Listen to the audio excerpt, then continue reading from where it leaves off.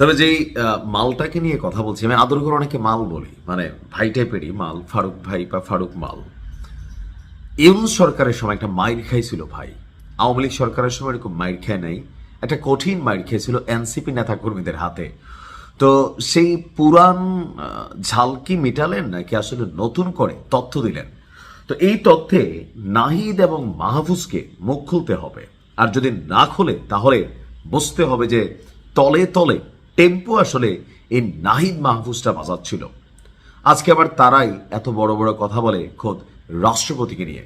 কথা বলছে আমাদের এমপি নাহিদ এবং সরকারের তত্ত্বাবধায়ক সরকারের সাবেক উপদেষ্টা মাহফুজকে নিয়ে।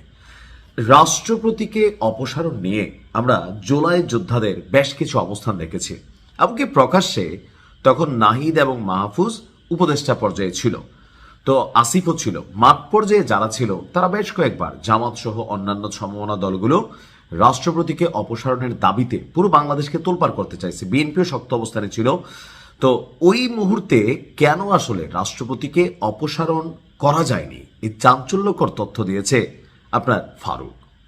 তার যে বক্তব্য কালের কণ্ঠ প্রকাশিত পত্রিকার প্রতিবেদনটি বলছে যে রাষ্ট্রপতির অপসারণের আন্দোলন যেটা বড় আকার ধারণ করছিল, আমরা ভাবছিলাম যে পড়েই যাবে, সেই আন্দোলনকে থামাতে পেছন থেকে কল দিয়েছিল নাহিদ এবং মাহফুজ, অর্থাৎ তারাই রাষ্ট্রপতিকে অপসারণ করতে দেয়নি।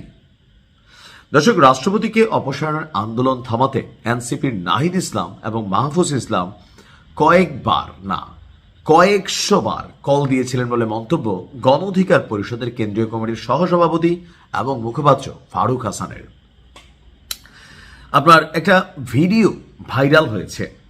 ভিডিওতে ফারুক বলছে যে রাষ্ট্রপতিকে অপসারণ করে নতুন রাষ্ট্রপতি নির্বাচনের জন্য আমরা আন্দোলন করেছি, আমরা বঙ্গভবনের সামনে গিয়েছি, এমনকি সারা বাংলাদেশ থেকে অনেক মানুষই সেইখানে গিয়েছিল।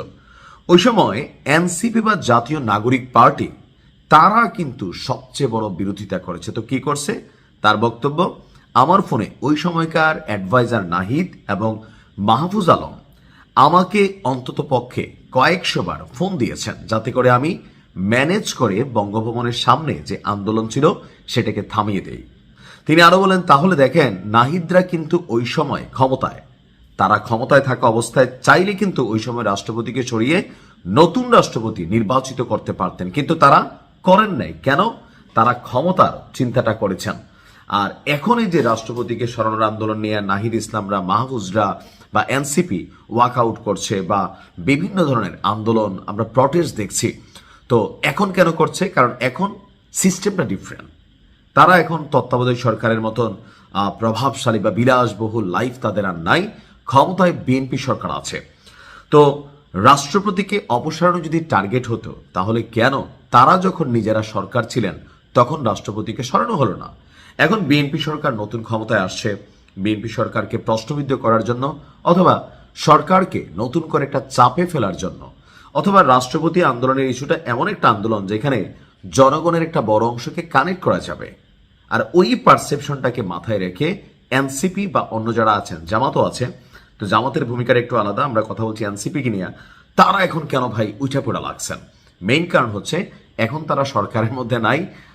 যদি সিস্টেম বাটে পড়ে তাদের কোনো সমস্যা নাই, সরকারে যারা আছে তারা বাটে পড়বে। তো এটাকে কেন্দ্র করে নাহিদ এবং মাহফুজের এই যে দ্বিমুখী চরিত্র, উইথ ডিউ রেসপেক্ট, আমাদের এমপি নাহিদ ইসলামকে এই বক্তব্যের পাল্টা জবাব দেওয়া উচিত, নয়তো আমরা ভাববো যে তলে তলে আপনারা টেম্পু বাজাইছেন। ভালো থাকুন, আসসালামু আলাইকুম।